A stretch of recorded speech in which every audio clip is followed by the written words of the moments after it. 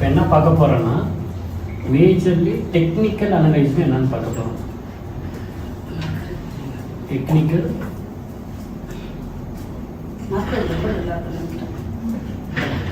Analysis. இப்போ உங்களுக்கு ஒரு ஐடியா கிடைச்சிச்சு, இந்த சார்ட்னா என்ன, கேண்டல்னா என்ன, எந்த மாதிரி மூவ் ஆகுது, டிஃப்ரெண்ட் பிட்வீன் கிராஃப் சார்ட்டு, பார் சார்ட்டு, கேண்டல்ஸ்டிக் சார்ட்டு எல்லாம் தெரிஞ்சு சரிங்களா. இப்போ டெக்னிக்கல் அனலைஸில் நமக்கு ஃபஸ்ட்டு ஒர்க் வந்துட்டு கேண்டல்ஸ்டிக் பேட்டர்ன்.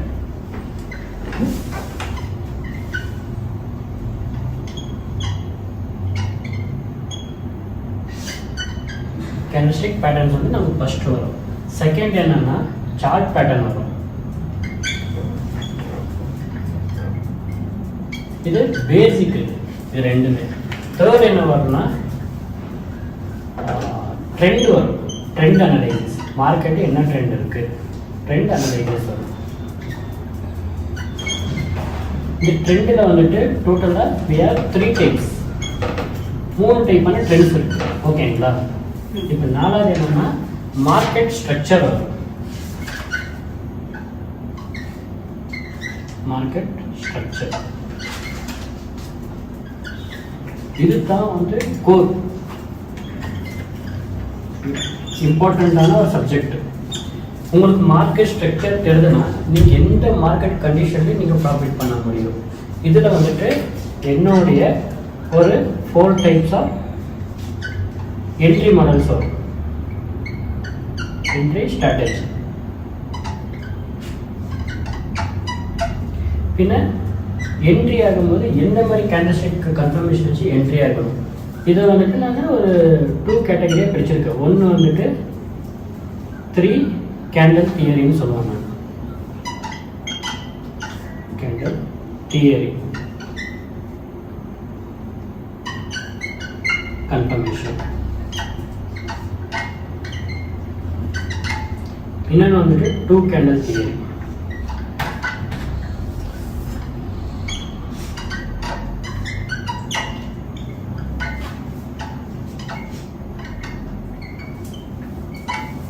இங்கே வந்துட்டு நம்ம அப்சர்வ் பண்ணுவோம். என்ன அப்சர்வ் பண்ணுவோம்னா ரிஜெக்ஷன்ஸை அப்சர்வ் பண்ணுவோம்.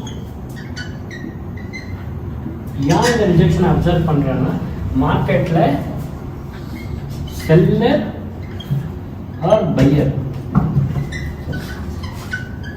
யார் டாமினேட் பண்ணுறாங்கன்றது ஆர் கண்ட்ரோலிங், மார்க்கெட்டை கண்ட்ரோல் பண்ணுறாங்கன்றது வந்துட்டு நமக்கு இந்த ரிஜெக்ஷன் தான் காட்டு கொடுக்கும். ஓகேங்களா. இவங்க டாபிக் வந்துட்டு நம்ம டெக்னிக்கல் அனலைஸில் நம்ம கற்றுக்க போகிறோம். ஃபஸ்ட்டு வந்துட்டு கேண்டல்ஸ்டிக் பேட்டர்ன், அப்புறம் சார்ட் பேட்டர்ன். இது வந்துட்டு பேசிக் லெவல். அதுக்கப்புறம் வரத்தலமே இது தீனி வந்துட்டு அட்வான்ஸ்.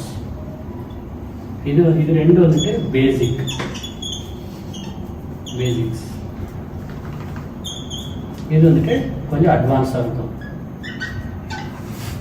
இதில் வந்துட்டு நம்ம இந்த அட்வான்ஸ் யூனிட்டில் வந்துட்டு நம்ம என்ன பண்ணோம்னா ட்ரெண்ட் லைனு, ஃபிபனாச்சி,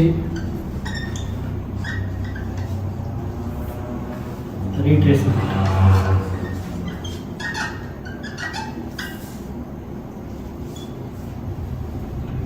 பின்ன சப்போர்ட் அண்ட் ரெசிஸ்டன்ட்,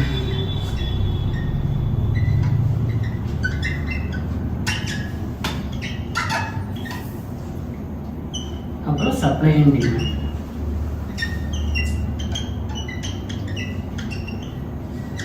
நம்ம என்ன பண்ணுவோம்னா இந்த மாதிரி டூல்ஸை வச்சு நம்ம இந்த சார்ட்டை வந்துட்டு அனலைஸ் பண்ணிட்டு நம்ம எங்கே என்ட்ரி எடுக்கணும், எந்த மாதிரி என்ட்ரி எடுக்கணும், எப்போ என்ட்ரி எடுக்கணும், எங்கே எஸ்ஆர் வைக்கணுன்றத வந்துட்டு நம்ம இத்தனை சப்ஜெக்ட் வந்துட்டு இப்போ கவர் பண்ணிட்டு அதில் பார்க்க போகிறோம். ஓகேங்களா. இதில் எந்த டவுட் இல்லை இல்லைங்களா.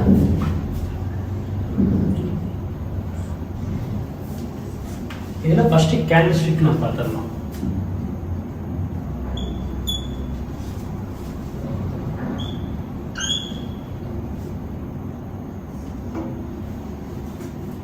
என்னை பொறுத்த வரைக்கும் மார்க்கெட்டில் வந்துட்டு இப்படி ஒரு கேண்டல் வச்சுன்னா இதை ஏமர்னு சொல்லுவாங்க. அதே இப்படி ஒரு கேண்டல் வச்சுன்னா இதை ஷூட்டிங் ஸ்டார்னு சொல்லுவாங்க. அதே இப்படி ஒரு கேண்டல் வந்துச்சுன்னா இதை வந்துட்டு கீழே வந்துச்சுன்னா சார்ட்டோடைய கீழே வந்துச்சுன்னா இதை இன்வெர்டட் ஹேமர்னு சொல்லுவாங்க.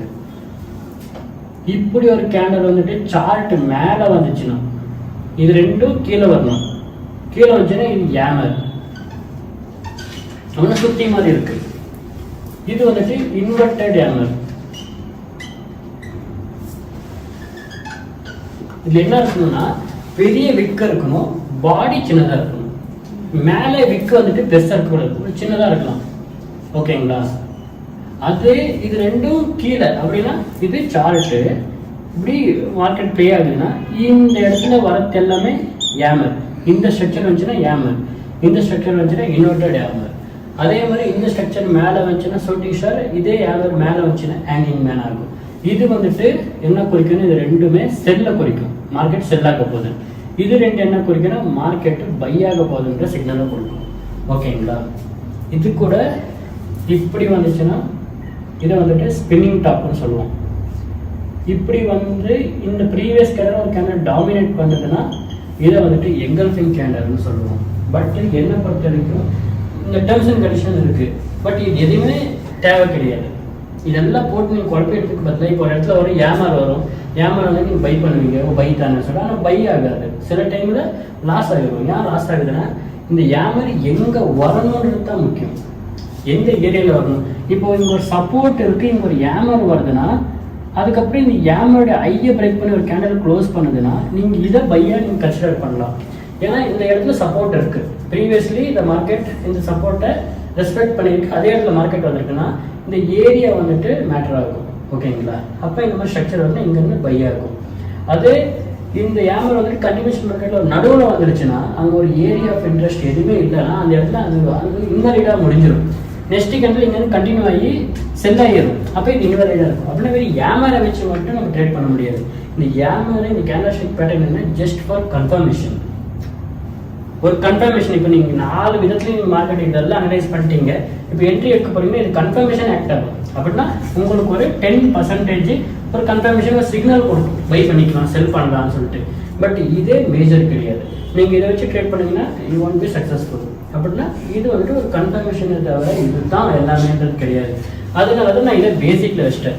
பேசிக்கில் இவ்வளோ பேட்டர்ன்ஸ், இன்னும் ஆறாமை பேட்டர்ன், இன்னும் 1008 பேட்டர்ன் கேண்டல், இது எதுவுமே தேவை. நமக்கு தேவை ஒரு 3 பேட்டர்ன்ஸ்.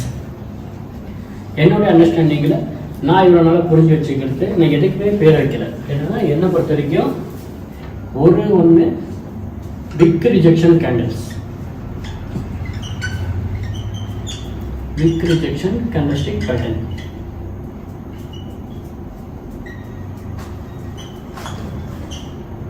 ஓகேங்களா? செகண்ட் வந்துட்டு neutral candle, neutral candles. Third வந்துட்டு மொமெண்டம்.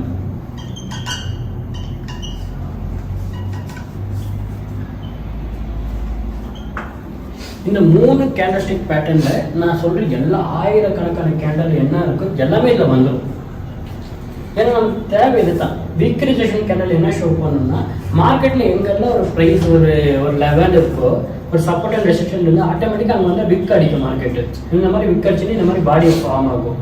ஓகேங்களா? அப்போ என்ன இதை ஷோ பண்ணுதுன்னா கீழே போக முடியல, என்னால் கீழே போனால் என்னை திரும்பி மேலே போனதுக்கு என்னை க்ளோஸ் பண்ணிடுறாங்கன்னு சொல்லிட்டு இது நமக்கு காட்டுது. ஃபார் எக்ஸாம்பிளுக்கு இப்போ இங்கே ஒரு சப்போர்ட் இருக்குது. ஓகேங்களா? இது வந்துட்டு ஒரு சப்போர்ட். இப்போ மார்க்கெட் இங்கேருந்து ஃபாலோ ஆகி இப்படி வருது மார்க்கெட்டு. இந்த இடத்துல ஒரு கேண்டல் இதை பிரேக் பண்ணி இப்படி கீழே போகிறான், இங்கே ஓப்பன் ஆகி இப்படி பிரேக் பண்ணி கீழே போகிறான். பட் என்னன்னா கீழே போக விடலை. யார் விடலைன்னா இங்கே பையர்ஸ் உள்ள வந்துட்டாங்க. பையர்ஸ் உள்ள வந்து விடாமல் இந்த கேண்டலை மறுபடியும் மேலே புஷ் பண்ணுறாங்க. கண்டினியூ பை ஆகி இந்த கேண்டல் என்ன ஆகுதுன்னா மறுபடியும் வந்து இப்படி வந்து க்ளோஸ் ஆகுது. அப்போ இங்கே பாருங்க, ஒரு கேண்டல் செல்லாக ஸ்டார்ட் ஆகி செல்லான கேண்டலை பையர் விடாமல் மறுபடியும் கொண்டு போய் மேலே க்ளோஸ் பண்ணுறாங்கன்னா இங்கே யார் ப்ரெஷர் ஜாஸ்தி இருக்குது? Definitely buyer. இங்கே யார் டாமினேட் பண்ணுறாங்க மார்க்கெட்டை? Who is dominating? Buyers is dominating. அதே மாதிரி தான் இன்கேஸ் இங்கேருந்து மார்க்கெட் போன மார்க்கெட் இங்கே ஒரு ரெசிஸ்டன்ட் இருக்குது. ஓகேங்களா? இந்த ரெசிஸ்டன்ட்ல இப்படி ஒரு கேண்டல் பை ஆகுது, நல்ல இந்த மாதிரி ஒரு பை ஆகுது. பட் இங்கே என்ன பண்ணுறாங்கன்னா செல்லர் இந்த ரெசிஸ்டண்ட்டை பிரேக் பண்ண விடாமல் இந்த கேண்டலை ஃபுல்லாக அவங்க கீழே கொண்டு வந்து இந்த கேண்டல் இந்த 5 மினிட்டோ 10 மினிட் இந்த கேண்டல் வந்து மறுபடியும் இப்படி க்ளோஸ் ஆகுது. ஸோ இங்கே என்ன காட்டுதுன்னா இப்படி க்ளோஸ் ஆன உடனே இங்கே யார் டாமினேட் பண்ணுறாங்க? Which side is fixed? விக்கு மேலே இருந்துச்சுன்னா செல்லர் டாமினேட் பண்ணுறாங்க, விக்கு கீழே இருந்துச்சுன்னா பையர் டாமினேட் பண்ணுறாங்க. புரியுதுங்களா? இந்த விக்கு எவ்வளோ பெருசு இருக்குது அவ்வளோ பெரிய ப்ரெஷர் இருக்குது. அப்போ நெக்ஸ்ட் இயர் ஆகிற மார்க்கெட்டு இங்கே வந்து கண்டினியூஷன் ஆகிடும். இந்த மாதிரி மார்க்கெட்டிங் வந்து கீழே வர ஆரம்பிக்கும். யாவது இந்த விக் ரிஜெக்ஷன் எந்த சைடு ரிஜெக்ட் அந்த ப்ரைஸ் ரிஜெக்ட் ஆகுது. இப்போ இந்த சப்போர்ட் வந்தவொடனே பாருங்கள் ப்ரைஸ் ரிஜெக்ட் ஆகுது. இது வந்து கீழே போக முடியல. அப்போ நீங்கள் என்ன கற்றுக்கணும்னா இந்த இடத்துல இப்போ இஸ்ரேல் என்னமா நடந்திருக்கு. அப்போ இந்த இடம் வந்து இந்த இடத்துல மார்க்கெட்டால் இது செஷன் பண்ணி கீழே போக முடியல கண்டினியூவாக. அப்போ இங்கே இந்த இடத்துல இந்த மாதிரி விக் ரிஜெக்ஷன் நடக்குதுன்னா மார்க்கெட் வந்துட்டு மோஸ்ட் ப்ராபபிலி பையாவே சான்சஸ் இருக்குது. அதே மாதிரி மேலே போய் மேலே விக் ரிஜெக்ஷன் ஆகுதுன்னா கீழே வர சான்சஸ் இருக்குது.